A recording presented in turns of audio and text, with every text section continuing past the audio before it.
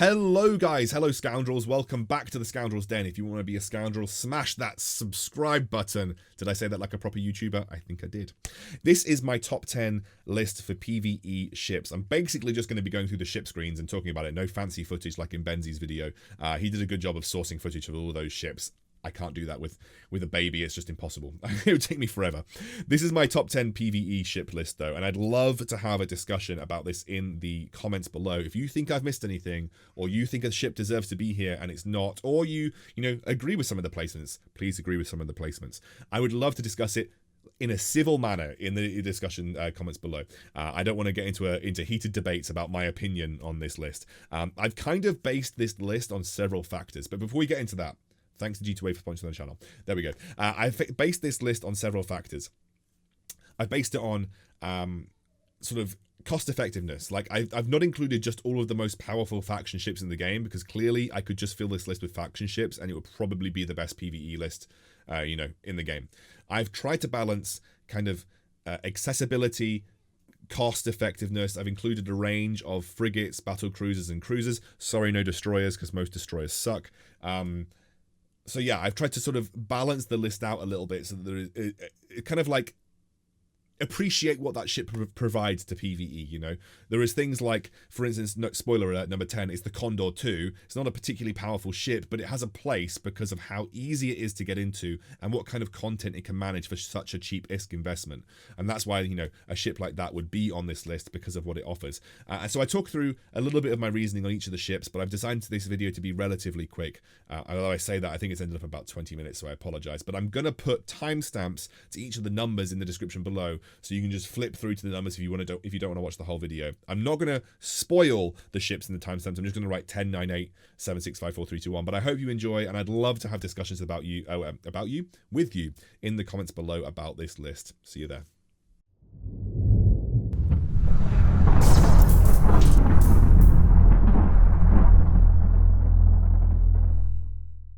So, as I said, not every ship on this list is going to be like, wow, insane PvE ship, because I'm sure there are plenty of like top tier faction ships, for instance. And not saying there aren't faction ships on this list, because there are. But I want to start off with a ship at number 10 that is a very good entry PvE frigate. And it has a lot of use in getting you on the board and getting you some money making. It's a very, very, very good little frigate that I've used in several videos to showcase speed tanking, and that is the Condor 2. The Condor 2, in my eyes, is one of the best alongside the Slasher 2. I think both of them could take a joint place on this list. But essentially, the point of it is afterburner velocity bonus from the afterburner level with a very high base velocity. The good thing about the Condor 2 is you'll see it more in PvP, and that's why I've chosen to focus on it. It has that flexibility to go into be a PvP frigate if you so choose it to be. But the Condor 2 is a great little frigate, and it does allow you to do up to tier 5 and tier 6 anomalies. Tier 6 small realistically, but tier 5 it can do relatively well. And it will get you on the board, high sec PvEing, even going into low sec PvEing. The Condor 2 or the Slasher 2 will get you on the board, and that is why I have chosen it at number 10.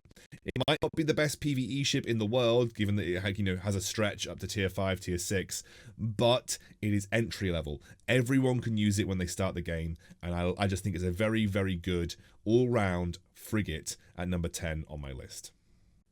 Sticking with Caldari for number 9, we're going with the Moa. Now, you've probably seen me make a lot of videos about the Moa on the channel. It's an incredibly good shield tank. The fact that it gets essentially shield resistance per shield operation level is really good. You're going to get a base 20% resistances on your Moa.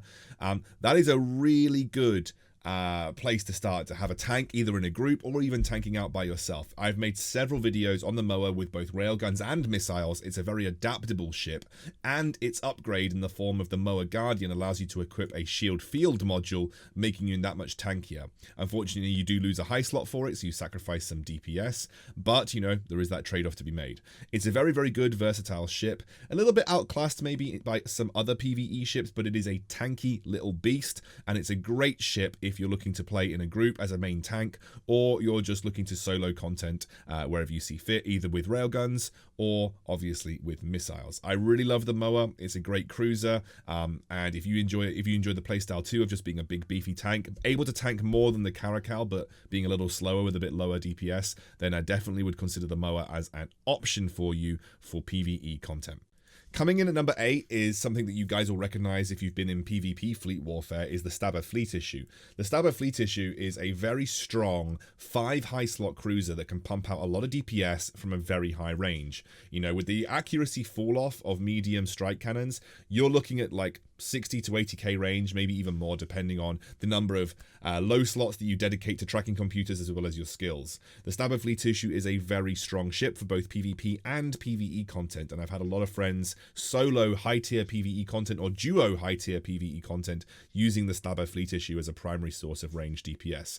And again, it also has the added benefit of being a Minmatar ship, which makes it slightly quicker. You get an increased flight velocity, which allows you to be a little bit quicker, and you know, you can push upwards of 1,000 meters per second in the Stabber Fleet Issue, I think, even with only an afterburner on. So it is a very strong ship overall, and actually is still part of that core doctrine for PvP fleet warfare, with the fact that you can stack tracking computers on it and again get pretty insane range out of this ship. So very, very good ship. Thoroughly would recommend it if you're interested in medium strike cannons, as well as fitting into most corps PvP doctrines right now. You won't go wrong with the Stabber Fleet Issue. So okay, coming in at number 7, and again my camera is blocking this corner, is the Omen Navy Issue. The reason I like this ship over the Mauler, some of you might say, well, the Mauler's got better armor resistances, it's got a slightly higher cap recharge, better defense, it's a little bit slower of course, but the reason I like the Omen Navy Issue for PvE is that it just has an extra high slot.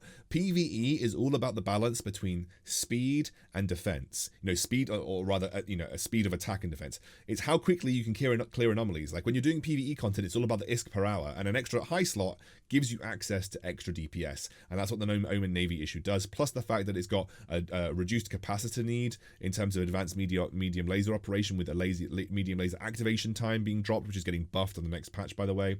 And also it's a pretty nippy thing, you know, it's at 257, which is relatively quick for a cruiser. On top of that, it has flexibility, as you may have seen me do in previous videos. Max recharge rate of 15.51, which is a really high recharge rate for a cruiser in general, which allows it to be pretty viable as a shield tank, but obviously more situated and more structured towards being an armor tank, with the fact that it's got, you know, about 1,300 more armor hit points overall. But it, you know, it's a very flexible PvE ship that I think is often a little bit underrated. Plus, it looks damn cool. I mean, I think our Mars ships look cool in general, but I just love the way the Omen Navy Issue looks. So definitely consider this, especially if you're a laser player, because it's a good stepping stone towards one of the ships that you're going to see later on in this list that is a very, very strong PvE laser cruiser. Coming in at number 6, and you guys might wonder why I haven't put this higher, is the Caracal Navy Issue. You actually can't see the Caracal Navy Issue because my it's blocking it, but the Caracal Navy Issue, we're going to go back to the corner now.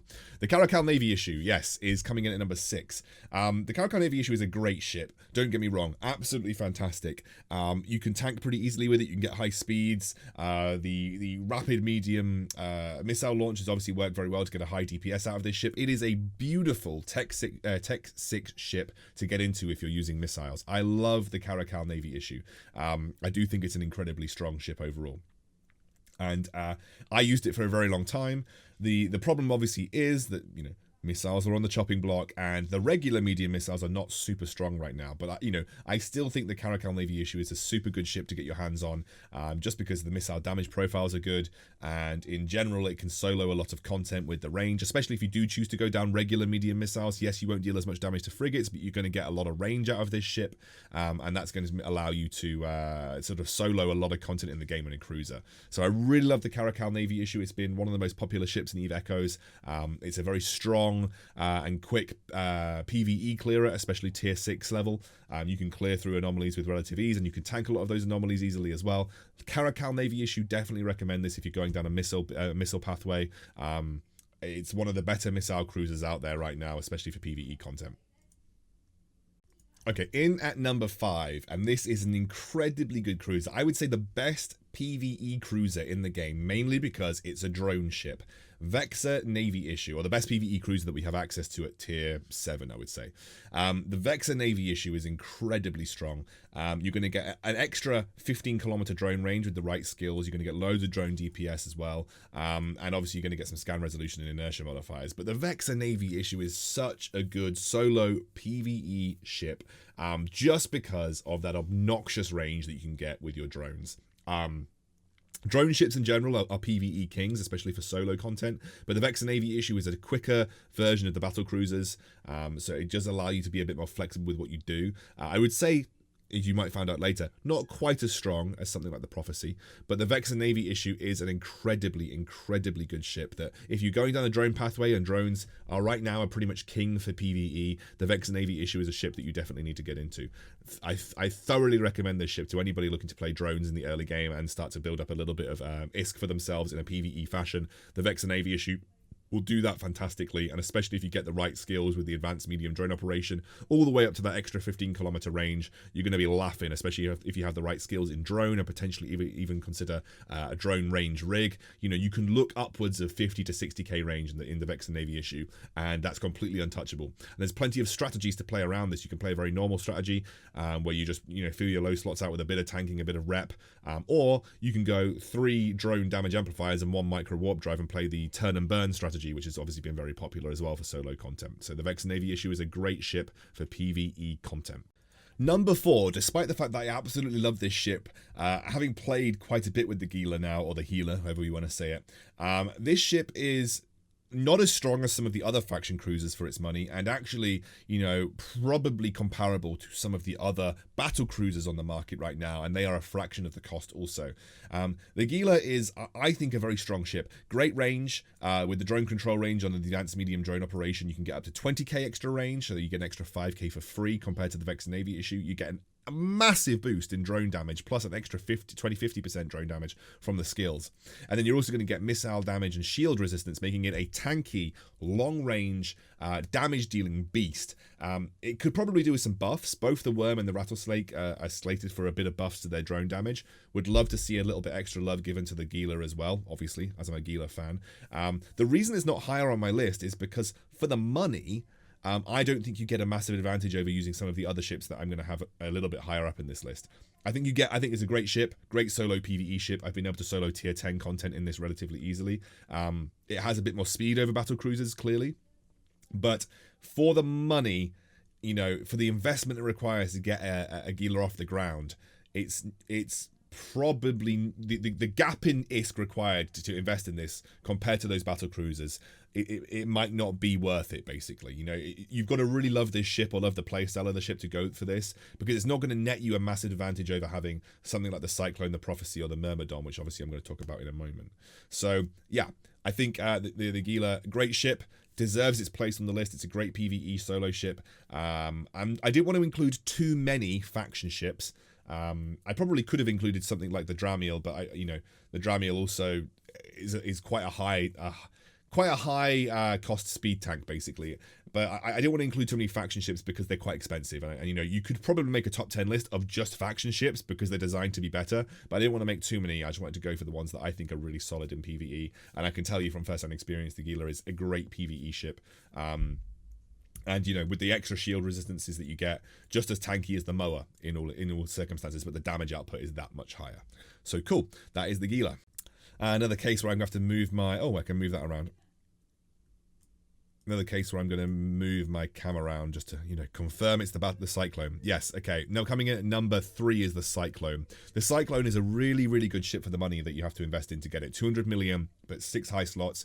Missiles are in a great place right now. They're quite clearly going to get nerfed later on. But even if missiles get nerfed, this ship can play a long-range missile boat very easily because of the roll bonus, the medium missile torpedo velocity. You're going to get extra range out of your missiles. You can look upwards of 55 to 60k with the right skills. And obviously you can see here explosion velocity and activation time. You're going to increase the effectiveness of your medium missiles with that as well. Plus the fact that per battle cruiser command bonus per level, you get shield booster, a shield booster bonus, which is great. If you're using a large shield booster on the Cyclone or 2 medium shield boosters, you will find that you're going to get a lot of extra boosting, and that's great for PvE content when using the Cyclone. So for the money investment, especially over the Gila, where you can actually almost match DPS coming out of this, especially if you're using medium rapid missiles, this ship is great, and I've used it for a lot of PvE content. And if you're a missile user, you'll know that missiles in general right now, especially medium rapids, are great for PvE content overall. This thing can tank really well.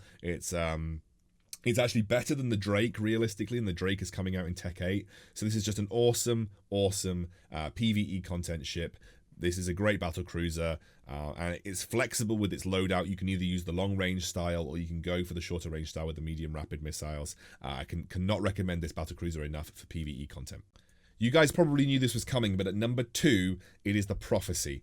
I can't tell you how strong drones are in PvE right now, but drones are the king, and especially when the new patch comes out, when you're going to have missile guidance dampeners and tracking dampeners, drones are just going to become that much better, and the Prophecy is a great ship for that. I wanted to include Prophecy / Myrmidon, but I'm going to focus on the Prophecy. Both the Prophecy and the Myrmidon, you could split hairs between them. The Myrmidon gets extra armor rep per level, but I prefer the bonuses that the Prophecy gives. Overall, 15 kilometers drone range as base. You're going to get drone DPS and velocity. You get effective HP with the Myrmidon, and I actually think the velocity. I think once they fix the bug. Apparently, there's a bug with drones where they all travel at the same speed. But once that bug gets fixed, obviously velocity is important for transferring DPS between ships. And then also you get 4% armor resistance, up to 20% armor resistance per battlecruiser command. And obviously when you're playing at massive range, which the Prophecy should be at around 55 to 60k range, you are quite clearly not going to be taking a huge number of hits, and therefore the double rep would only be useful in certain scenarios, and the base resistance that you get from the Prophecy is usually going to be better. Not only that, it's a little bit quicker with a higher cap recharge. Only slightly quicker, by the way, and it has an overall higher armor base in general. So you have a higher armor sort of base value in general on the Prophecy, which makes it a little bit better, in my opinion, than the Prophecy overall. Than the Myrmidon overall. But the Prophecy is a fantastic PvE ship, mainly because it's the ultimate drone boat. And I think if you're looking to move into Tech 7 and you're looking for a ship that's going to fulfill that medium drone role that you're looking for, the Prophecy is the ship for you. You can solo loads of content in the Prophecy. One of the strongest battle cruisers for solo content in the game, and drones are just really strong, especially with the range that you can get on this thing. You're looking upwards of 60k range. If you want to invest more into rigs, you can go up towards 80k if you really wanted to. So this just makes the Prophecy a very strong ship overall for PvE content in general. It's incredibly good. Now, I wanted to balance this list, and I said at the start, I'm balancing, cost effectiveness, I'm balancing accessibility, I'm balancing tech levels, I'm trying to give a spread of different types of weapon usage as well. But there is one ship that, no matter what the cost, whatever you want to say about it, is just head and shoulders above every other PvE ship in the game, in my humble opinion. And that is, everybody, the Phantasm. The Phantasm is absolutely nutty. Like, this ship is broken good. Like, honestly, I think it's way too overtuned. Just my personal opinion. I think it does too much.